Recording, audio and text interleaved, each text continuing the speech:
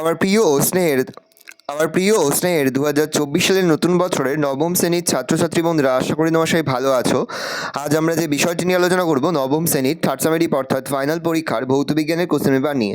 তারপর সরাসরি স্ক্রিনে কিন্তু আমরা নবম শ্রেণীর থার্ড সামেটিভ অর্থাৎ ফাইনাল পরীক্ষার ভৌত বিজ্ঞানের কোশ্চেন পেপারটা দেখতে পাচ্ছ। ফুল মার্কস তোমাদের হচ্ছে 90 আর সময় তোমাদের রয়েছে 3 ঘন্টা 15 মিনিট।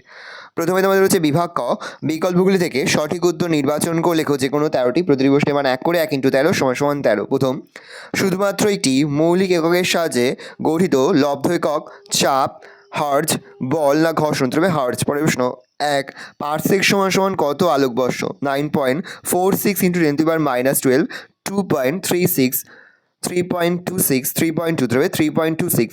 ত্বরণ সময় লেখচিত্র দ্বারা আবদ্ধ ক্ষেত্রফল হলো সরণ বেগ, ত্বরণ দূরত্ব, তবে বেগ।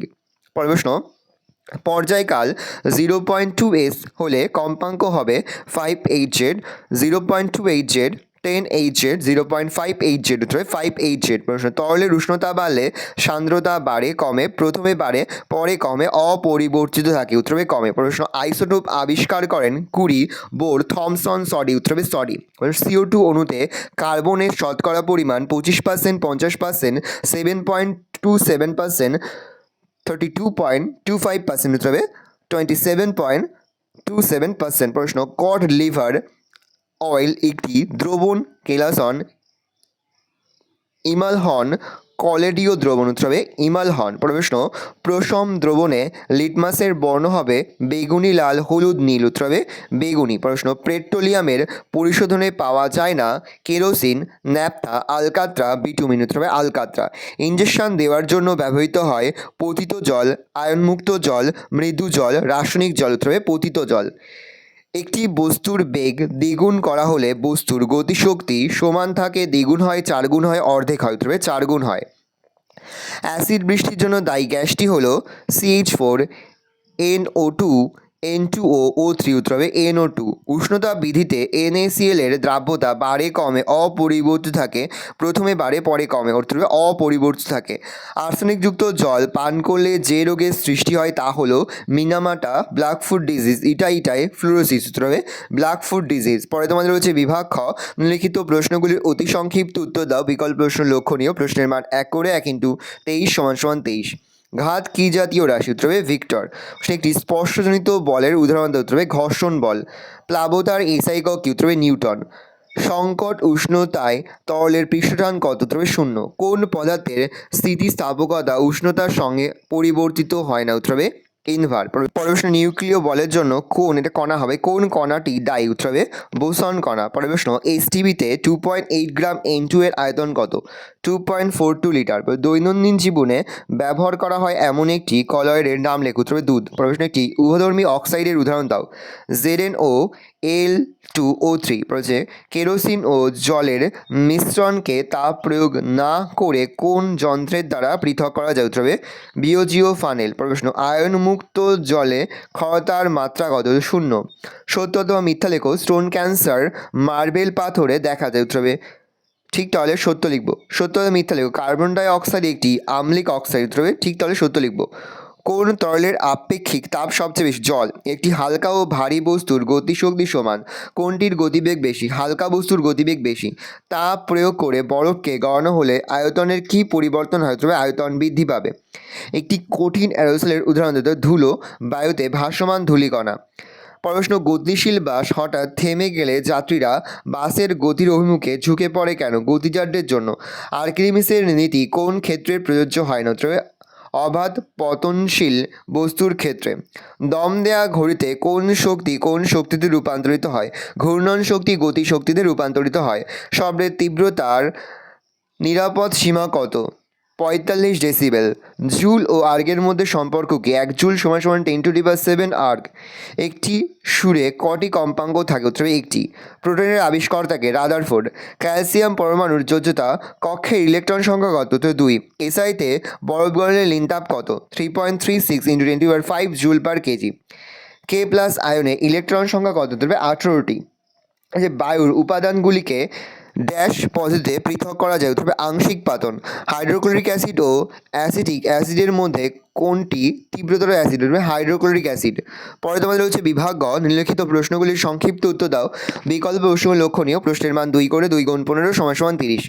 বায়ুতে জলে কোনো বস্তুর ওজন যথাক্রমে 52 গ্রাম ওয়াট ও 40 গ্রাম ওয়াট হলে বস্তুটির ওপর ক্রিয়াশীল প্লাবতা নির্ণয় করো। অথবাদি রয়েছে সান্দ্রতা ও ঘর্ষণের মধ্যে দুটি পার্থক্য লেখো। প্রশ্ন E=mc² সম্পর্কটি মাত্রীয় সংকেত অনুযায়ী সঠিক কিনা তা নির্ণয় করে দেখাও।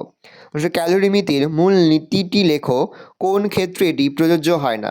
সাইফেনের দুটি প্রয়োগ উল্লেখ করো। প্রশ্ন 720 Hz কম্পাঙ্ক বিশিষ্ট একটি সুর শলাকা থেকে উৎপন্ন শব্দকে 472 M যেতে সুর শলাকাটিকে কতগুলি কম্পন সম্পন্ন করতে হবে? অথবাদি রয়েছে আকাশবাণী কলকাতা খ কেন্দ্রের মিটার ব্যান্ড হলো 300 M। এই কেন্দ্র থেকে সম্প্রচারিত বেতার তরঙ্গের কম্পাঙ্ক কত? ধরা যাক বেতার তরঙ্গের গতিবেগ আলোর গতিবেগের সমান, যার মান 3 × 180 M s⁻⁻1। দ্রুতি ও বেগের মধ্যে পার্থক্য লেখো। অথবা হচ্ছে ভরবেগ কাকে বলে? এই এসআই এককের নাম লেখো। কার্যহীন বলতে কি বোঝো? কার্যহীন বল বলতে কি বোঝো? উদাহরণ দাও। হচ্ছে ঘড়িতে দম দেওয়ার সময় স্প্রিংয়ের মধ্যে কোন শক্তি জমা হয়? হচ্ছে কৃতকার্যের এসআই একক লেখো। প্রশ্ন Na এর মতো ইলেকট্রন গঠন বিশিষ্ট একটি ক্যাটায়ন ও একটি অ্যানায়নের নাম লেখো। 1 মোল CaCl সম্পূর্ণ আয়নিত হলে উদ্ভূত আয়নের সংখ্যা কত? অথবা নিম্নলিখিত পদার্থগুলির মধ্যে কোনটি এসটিবিতে 22.4 লিটার আয়তন অধিকার করবে? 17 গ্রাম NH3 গ্যাস, 22 গ্রাম CO2 গ্যাস, 18 গ্রাম জলীয় বাষ্প, 40 গ্রাম CO2 গ্যাস। তরলে গ্যাসীয় পদার্থের দ্রাব্যতার উপর উদ্ভূতার প্রভাব কী? অথবা রয়েছে 20 ডিগ্রি সেন্টিগ্রেড উষ্ণতায় খাদ্য লবণের দ্রাব্যতা 35 বলতে কী বোঝায়? পড়েছে উত্তপ্ত গাঢ় HNO3 এর সঙ্গে তামার ছিবড়ার বিক্রিয়া ঘটলে কি ঘটবে তা সমীকরণ সহ নির্ণয় করো। চিনির মধ্যে কয়েক ফোঁটা গাঢ় H2SO4 যোগ করলে কি ঘটবে সমীকরণ দাও। কী ধরনের মিশ্র পৃথক করতে সেপারেটরি ফানেল ব্যবহার করা হয়? উদাহরণ দাও। জলের স্থায়ী ক্ষারতা দূরীকরণে ব্যবহৃত ক্যাটায়ন বিনিময়কারী রেজিনকে কিভাবে পুনরুদ্ধার করা যায়? বলেছে একটি বিকার 4 ডিগ্রি সেন্টিগ্রেড উদ্ভূতার জল দ্বারা কানায় কানায় পূর্ণ আছে। উষ্ণতা কমালে বা বাড়লে কি হবে? যুক্তিসহ উত্তর দাও। পরে তোমাদের রয়েছে বিভাগ ঘ, নিম্নলিখিত প্রশ্নগুলির উত্তর দাও। বিকল্প প্রশ্ন লক্ষণীয়, প্রশ্নের মান 3 করে 3 গুণ 8 = 24। লেখচিত্রের সাহায্যে প্রমাণ করো S=UT + ½ AT², যেখানে চিহ্নিতগুলি প্রচলিত অর্থ বহন করে। অথবাদি রয়েছে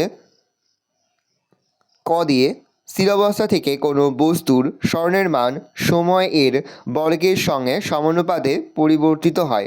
বস্তুটি স্থির বেগ অথবা স্থির ত্বরণে গতিশীল কিনা লেখো। খ দিয়ে রয়েছে 7 সেমি ব্যাসার্ধের কোনো বৃত্তাকার পথে কোনো বস্তু ঘূর্ণমান, এটি 45-এর অর্ধবৃত্তাকার পথ অতিক্রম করে বস্তুটির গড় বেগ এবং গড় দ্রুতির মান নির্ণয় করো।